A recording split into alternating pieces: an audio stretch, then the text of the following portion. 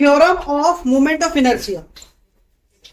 थोड़ा movement of inertia की दो थ्योरम है, दोनों थ्योरम का स्टेटमेंट हमें देखना है और उनका एक्सप्रेशन हमें देखना है।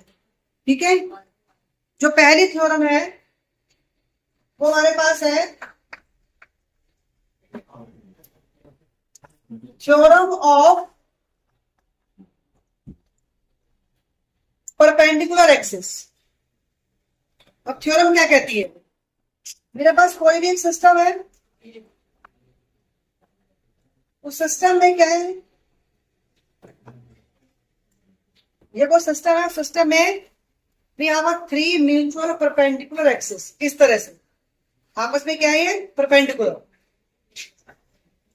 जो एक कॉमन पॉइंट पर इंटरसेक्ट कर रहे हैं, यह कॉमन पॉइंट से होके जा रहे हैं, एक्स वाई और जेड, ये मेरे पास तीन एक्सिस है।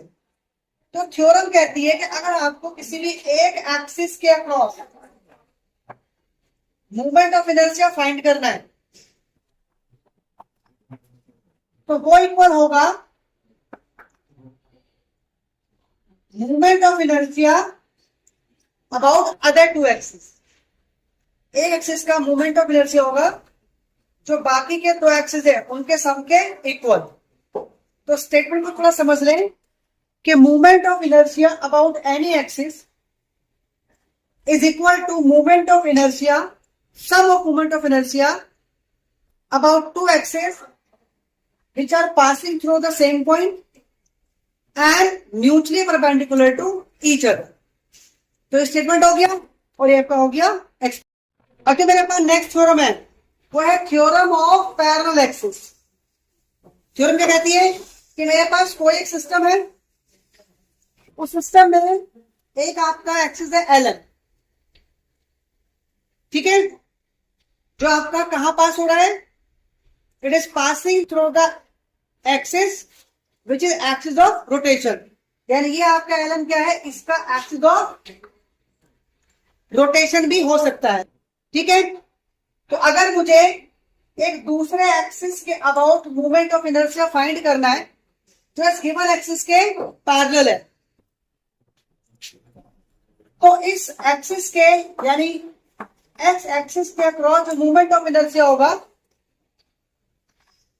वो इक्वल होगा इस एक्सिस के अक्रॉस क्या है, जो इसके सेंट्रोमास से पास हो रहा है,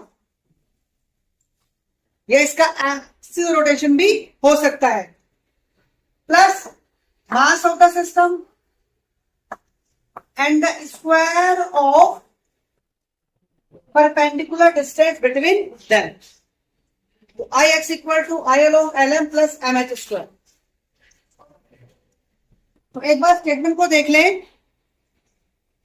स्टेटमेंट क्या कहता है कि movement of inertia about any axis is equal to movement of inertia about other axis which is passing through center of mass plus product of mass of the system and the square of distance between these two parallel axes। This is the statement और ये हो गया आपका expression. तो दोनों theorem ही आपकी important है, दोनों में से एक थ्योरम आपकी आ जाती है।